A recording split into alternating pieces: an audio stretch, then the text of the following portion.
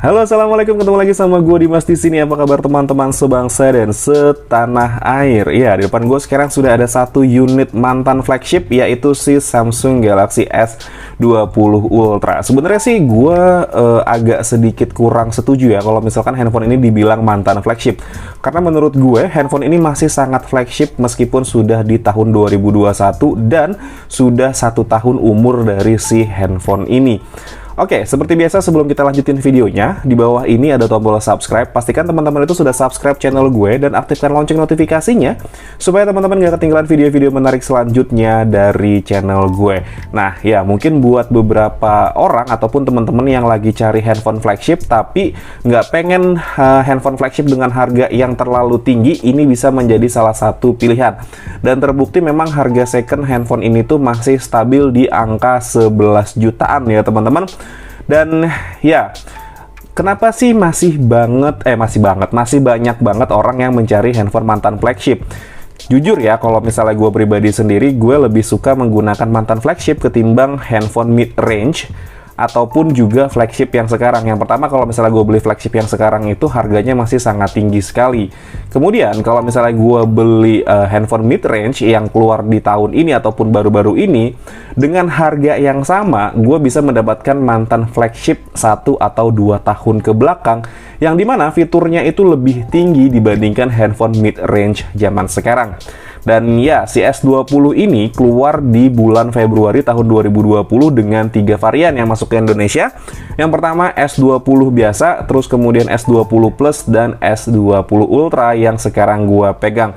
Nah, S20 Ultra ini dia menggunakan kapasitas RAM di 12 GB dan internal storage di 128 GB. Ya, memang pada saat handphone ini dikeluarkan dengan internal storage cuma 128 GB, banyak sekali orang mengecam Samsung ya. Kenapa sih Samsung itu mengeluarkan handphone flagship dengan kapasitas internal memori cuma 128 GB aja, padahal handphone Samsung sebelumnya kayak seri S10 mereka mengeluarkan seri sampai dengan yang 1 TB. Terus kemudian untuk seri Note 10 juga mereka mengeluarkan seri sampai dengan 12 GB. Entah kenapa mereka memutuskan Samsung S20 Ultra ini dia keluar dengan kapasitas internal memori cuma 128 GB. Mungkin memang banyak orang yang tidak begitu tertarik dengan kapasitas memori yang terlalu besar. Mereka mungkin berpikiran kalau misalnya handphone dengan memori besar itu kayak mubazir atau buang-buang space. Tapi padahal banyak banget kasusnya yang gue temukan, orang yang menggunakan kapasitas memori yang besar aja pun juga masih kurang cukup. Kayak contohnya ada beberapa temen gue yang menggunakan Samsung S10 Plus yang ada di 512 GB, dia itu nggak cukup dan harus beberapa kayak misalnya seminggu sekali itu dia hapus-hapusin beberapa foto ataupun beberapa video. Terus kemudian ada juga temen gue yang pakai 256 GB pun juga dia nggak cukup gitu kan. Dibilang ngasih internal storage yang kecil itu dibilang kekecilan, dikasih yang kegedean juga tapi nggak muat. Ya memang serba salah ya permintaan customer yang ada di Indonesia. So, ya, handphone ini keluar tahun 2020, tepatnya di bulan Februari. Dan yang masuk ke Indonesia pun juga dia serinya adalah yang seri 4G aja ya teman-teman, atau LTE.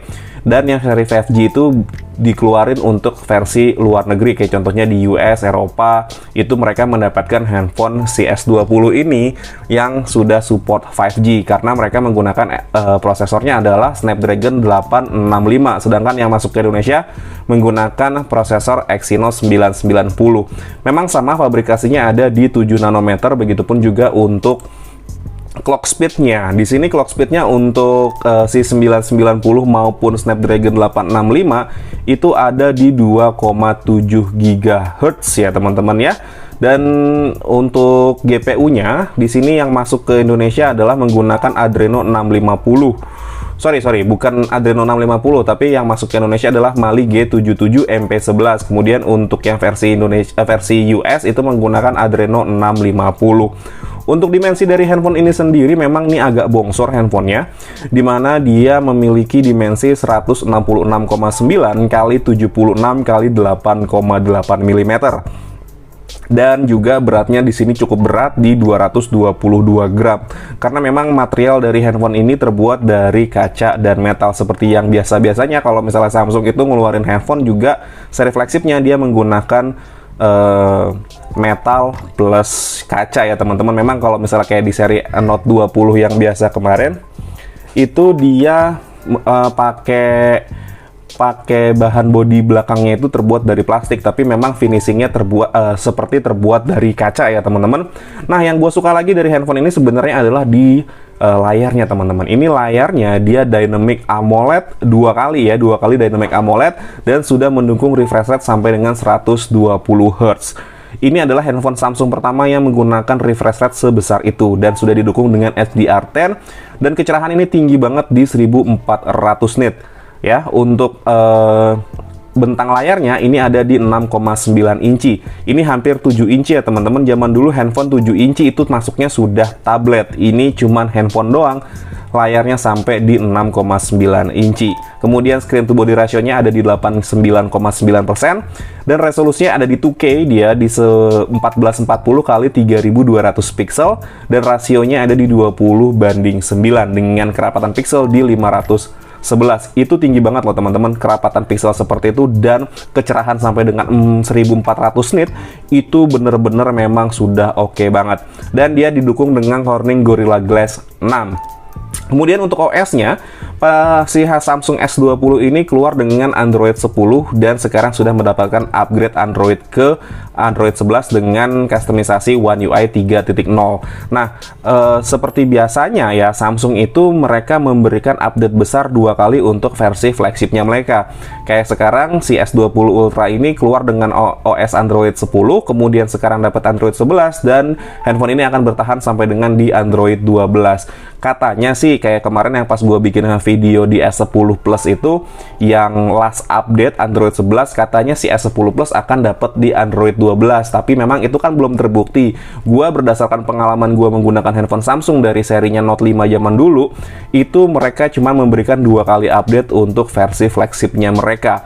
Nah, untuk handphone ini sendiri pun juga gue rasa dia Samsung akan memberikan update maksimal dua kali ya teman-teman. Terus kemudian untuk dukungan slotnya, gue sebenarnya di sini agak sedikit lupa untuk dukungan slotnya, apakah dia hybrid ataupun enggak. Coba kita buka dulu ya teman-teman ya.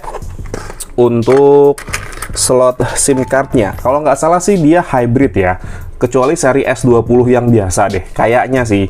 Kita lihat di sini, oke ya teman-teman, di sini untuk slot memory cardnya hybrid menggunakan SIM 1 dengan micro SD ataupun SIM 1 dengan SIM 2. Dan ya tadi internal memorinya ada di 128 GB dan RAM-nya ada di 12 MB.